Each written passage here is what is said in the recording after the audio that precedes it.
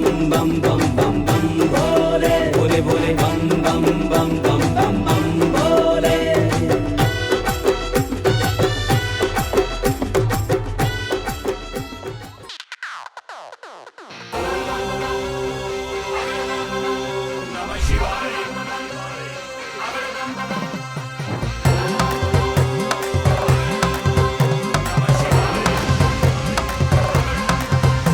मस्ती में हरदम डोले, शिव बम बम लहरी बोले, मस्ती में हरदम डोले, शिव बम बम लहरी बोले, मुख से यही बोलूं जय हो तेरे धाम की। शिव जब व्यक्ति में समा जाते हैं तो वो शून्य हो जाता है। शिव जब प्राणों में उतरते हैं तो व्यक्ति मुक्त हो जाता है। तीनों लोकों में शिव जैसा ना कोई है, ना कोई हो सकता है। वो शिव ही हैं जो इस धरती पर रहने वाले मनुष्यों का कल्याण करते हैं, और वो शिव ही हैं जो इस देह से प्राण निकल जाने के बाद भी शमशान में बैठकर उसे मोक्ष देते हैं। उस भस्मधारी बाघांबर ओढ़े शिव को कोई समझ पाए, ऐसी शक्ति किसी के पास नहीं। वो तो इतने भोले हैं कि अल्पायु प्राप्त बालक मार्तंडेय ने जब उनकी आराधना की तो उन्हें अमरता का वरदान दे दिया। असुरों ने भी जब जब महादेव की तपस्या की तो उन्हें भी यथोचित वरदान दिया।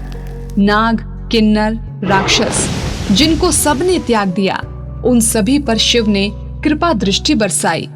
अब प्रश्न ये है कि कैसे नाग, असुर और यहाँ तक कि भूतों के भी इष्ट बन गए भगवान शिव। आइए इस बात की जानकारी लेते हैं परम पूज्य सोमेश परसाई जी महाराज से।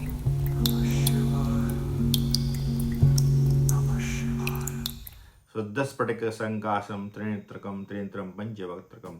और आखिरी की सूक्ति सुना देते हैं। सुर असुर वंदई।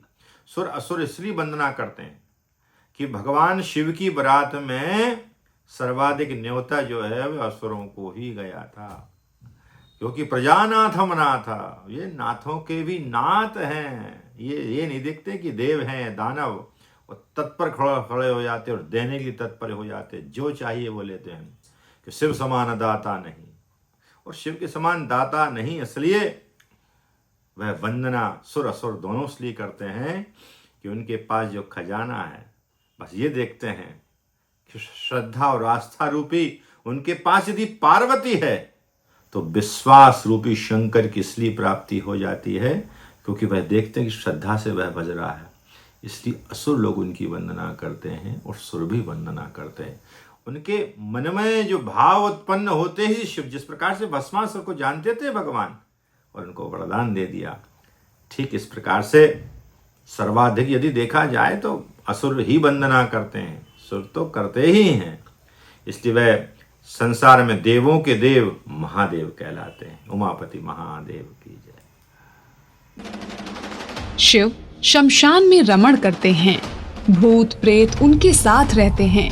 चिता की भस्म का लेप करते हैं और मुंडमाल धारण करते हैं। भगवान शिव जितने रहस्यमयी हैं, उनका स्वरूप और उनसे जुड़ी बातें भी उतनी ही विचित्र हैं। चूंकि शिव संहार के देवता हैं और दंड भी वही देते हैं, इसीलिए शिव को भूत प्रेतों का भी देवता कहा जाता है। दरअसल भूत प्रेत कोई और नहीं बल्कि सूक्ष्म शरीर का प्रतीक हैं। भगवान शिव का इसके द्वारा ये संदेश है कि जिन जीवों से सब घृणा करते हैं या भय करते हैं, वे भी शिव के पास पहुंच सकते हैं। केवल शर्त ये है कि वे अपना सर्वस्व उन्हें समर्पित कर दें। बात नागों की करें तो जिन नागों को देखकर लोग दूर भागते हैं, भगवान शिव उन्हें ही अपने साथ रखते हैं। भगवान शिव गले में नाग धारण करते हैं। उनके गले में ये नाग संदेश देते हैं कि जीवन चक्र में हर प्राणी का अपना विशेष योगदान होता है। शिव पुराण और अन्य प्राचीन ग्रंथों में उल्लेख है कि भगवान शिव सभी को अपना लेते हैं। कोई भी उनकी भक्ति करता है या उनकी शरण में आता है तो वो उसे अपना लेते हैं। शिव पुराण, स्कंद पुराण, लिंग पुराण आदि में उल्लेख मिलता है कि महादेव की बारात में भूत प्रेत आदि भी शामिल थे, क्योंकि वो सब उनके भक्त हैं। वो उनकी शरण में आकर मुक्ति पाना चाहते हैं। जो शिव के पास गया उसे शिव ने स्वीकार किया, जो जैसा था उसे वैसा स्वीकार किया। नाग हो, किन्नर हो, असुर हो या प्रेत, भोलेनाथ ने आशीर्वाद रूपी हाथ सभी के सिर पर रखकर उन्हें शिव भक्त की उपाधि तक दे दी। ऐसे हैं त्रिलोकीनाथ महादेव। बम बम बम बम बम बम भोले भोले भोले बम